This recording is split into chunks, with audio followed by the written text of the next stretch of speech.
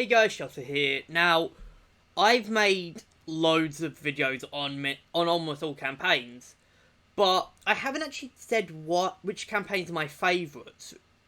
And that's really what this video is going to be about. I'm going to be going over each campaign and basically ranking them from my least favourite to favourite.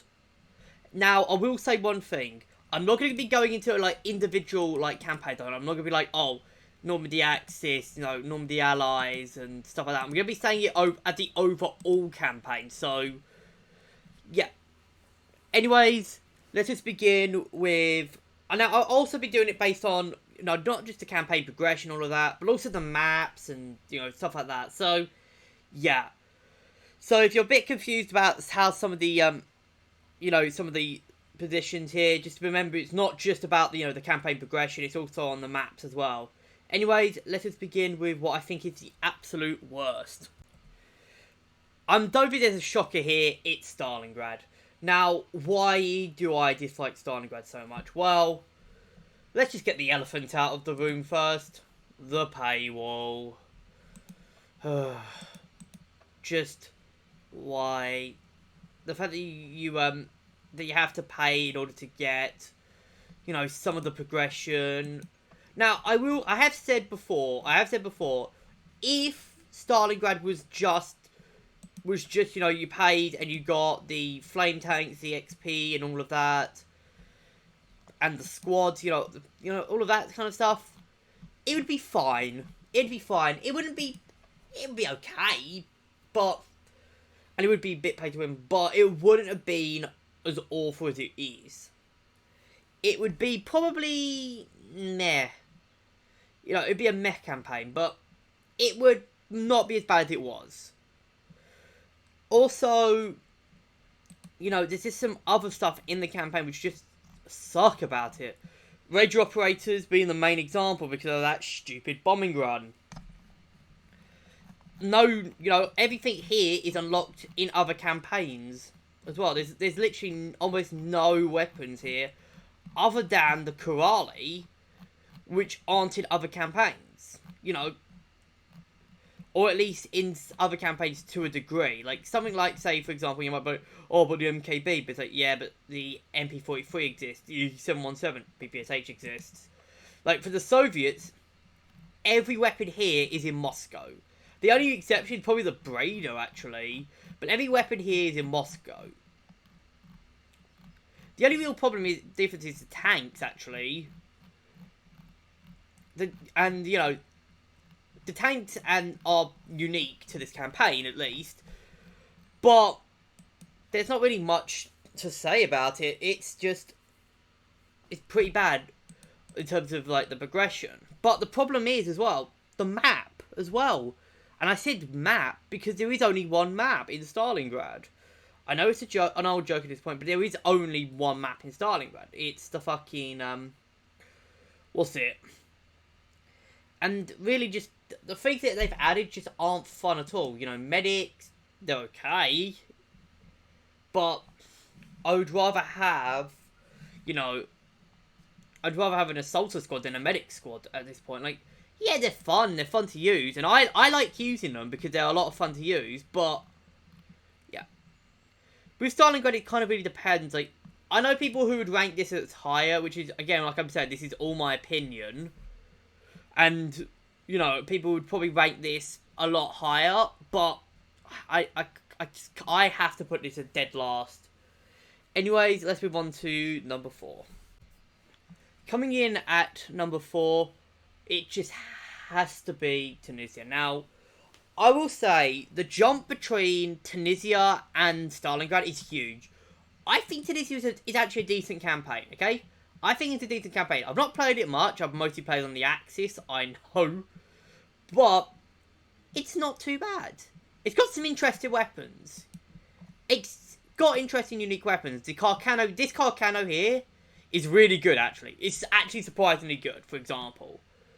And, there's also some unique, the Enfield, the number 3. The Drum Mag Thompson in the Allies, which I need to grind up. You got versions of the Bren, the Beretta M1, which is really good. And, you know, some of the stuff is actually fun to use.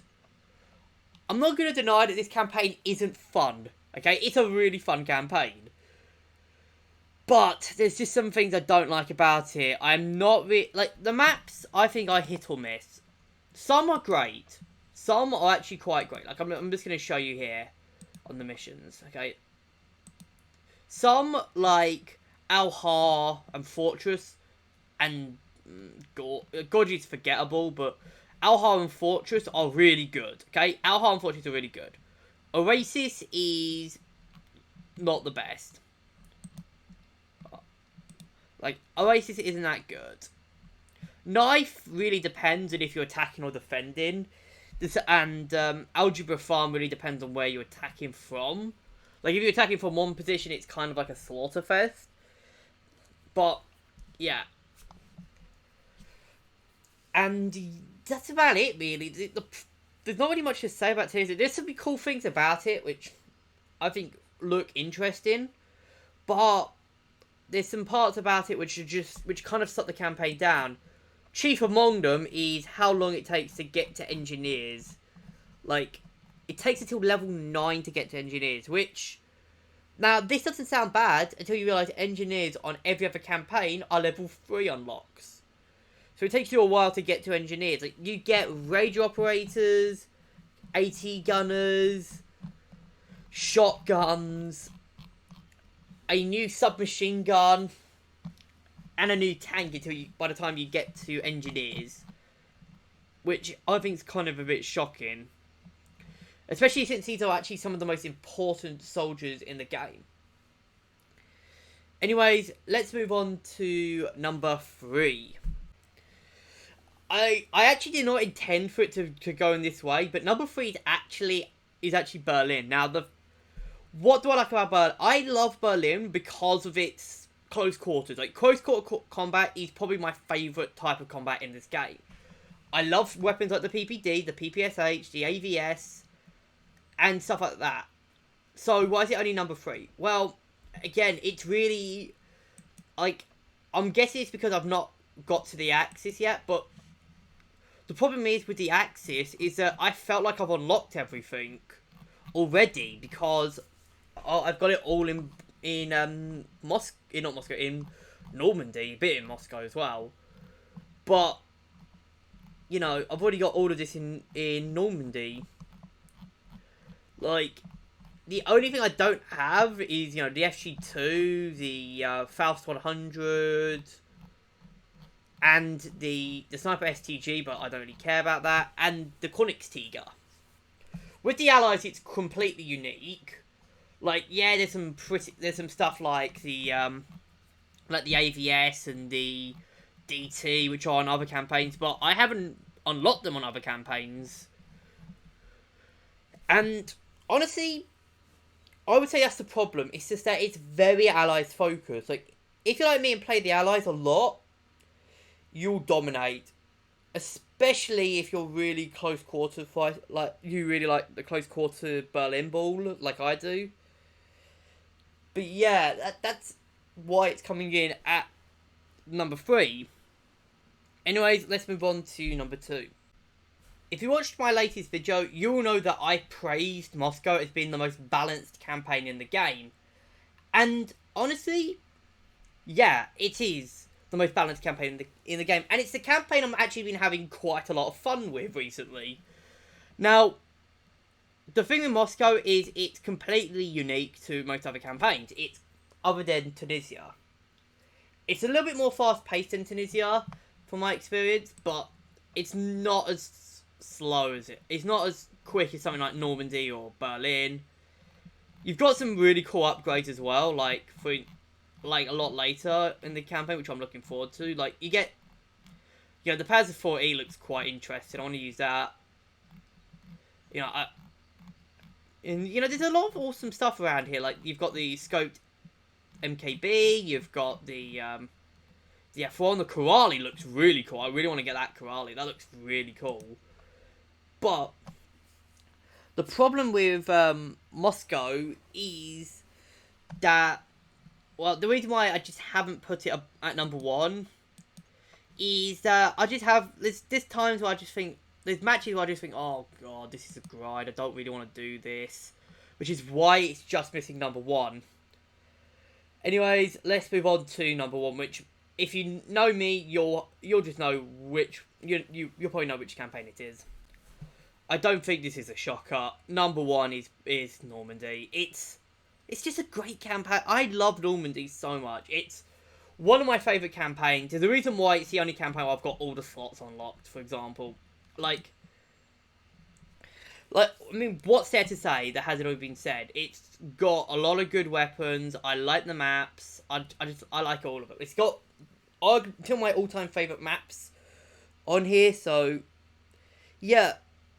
It's a very strong map. It's a very strong campaign as well, and people forget how strong it is.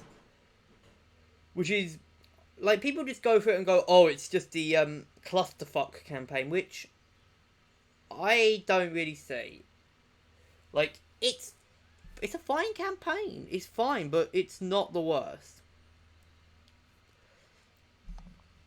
It looks, I mean, it's really good. I will say, though, some of the maps, like La Brie, with some of the new weather effects, look awesome. Like, honestly, I was playing a few maps of, like, Versamer and La Brie recently, and I was having with the rain effects, and they look fucking sick.